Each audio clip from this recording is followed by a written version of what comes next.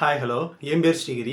இந்த வீடியோவில் என்ன பார்க்க போகிறோம்னா 10th படிக்கிறவங்க, 12th படிக்கிறவங்க, காலேஜ் படிக்கிறவங்க இவங்களாம் டெய்லி ரொட்டீனில் என்னென்ன மாதிரி விஷயங்களை ஃபாலோ பண்ணால் நல்ல ஒரு மார்க் கிடைக்கும், நல்ல ஒரு ஸ்கோர், நல்ல ஒரு அவுட்புட் எப்படி கிடைக்கும் அப்படின்றதான் இந்த வீடியோவில் பார்க்க போகிறோம்.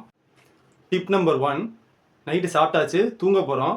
தூங்குறதுக்கு முன்னாடி கைப்பட எழுதணும், பிளான் பண்ணணும். நாளை காலையில் என்ன படிக்கணும், நாளைக்கு என்ன படிக்கணும், நாளை காலையில் என்ன படிக்கணும் அப்படின்றத முன்கூட்டியே பிளான் பண்ணிக்கிறது ரொம்ப நல்லது. செகண்ட் டிப்பு, நல்ல தூக்கம். நல்லா படிக்கணும்னா நல்லா தூங்கணும். அதை முதல்ல தெரிஞ்சுக்கங்க.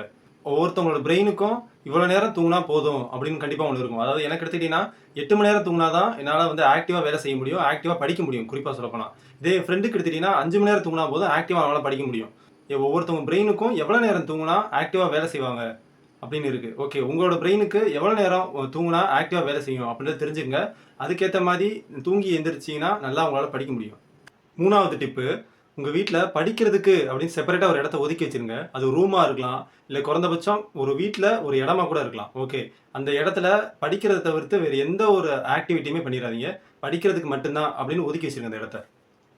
4th டிப்பு, அதிகாலையில் எந்திரிச்சு படிக்கிறது. இன்னும் பர்டிகுலராக சொல்லப்போனால் அதிகாலையில் எந்திரிச்சு கஷ்டமான விஷயங்கள்லாம் படிக்கிறது. அதாவது படிக்கவே முடியாதுப்பா, ரொம்ப கஷ்டமான இசைவாக இருக்குது அப்படின்றத அந்த காலை நேரத்தில் எந்திரிச்சு படிக்கலாம்.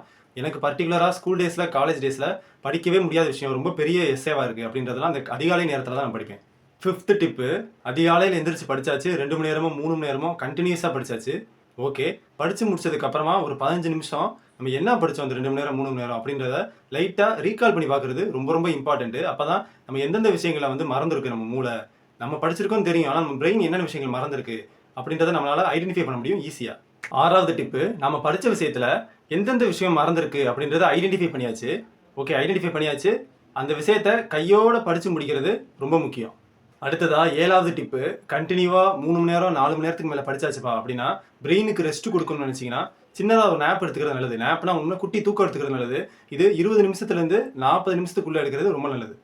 அடுத்ததாக 8th டிப்பு, மதிய நேரம் படிக்கிறத கண்டிப்பாக அவாய்ட் பண்ணுங்கள். மதிய நேரம்னா எதை சொல்கிறேன்னா 2 மணிலேருந்து 4 மணி வரைக்கும் இந்த 2 மணி நேரத்தில் படிக்கிறத மோஸ்ட்லி அவாய்ட் பண்ணுங்கள்.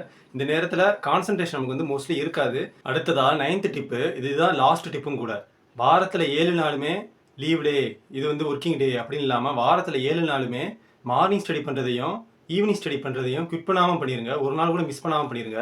மார்னிங் ஸ்டடினா 5 மணிலேருந்து 7 மணி வரைக்கும், ஈவினிங் ஸ்டடினா 6 மணிலேருந்து 8 மணி வரைக்கும். ஓகே, அப்படி குவிட் பண்ணாமல் டெய்லி பண்ணிங்கன்னா இந்த நேரம் வந்து படிக்கிறதுக்கான நேரம் மட்டும்தான் அப்படின்றது மூளையில் வந்து ஆட்டோமேட்டிக்காக சேவ் ஆகிரும். அந்த நேரத்தில் வேறு எதுலேயுமே நம்மளுக்கு கான்சன்ட்ரேஷன் போகாது. ஓகே, இது வரைக்கும் சப்ஸ்கிரைப் பண்ணலைன்னா மறக்காமல் சப்ஸ்கிரைப் பண்ணிடுங்க. இதே மாதிரி வேறு ஒரு வீடியோவில் வேறு ஒரு டாப்பிக்கில் பார்ப்போம். பாய்.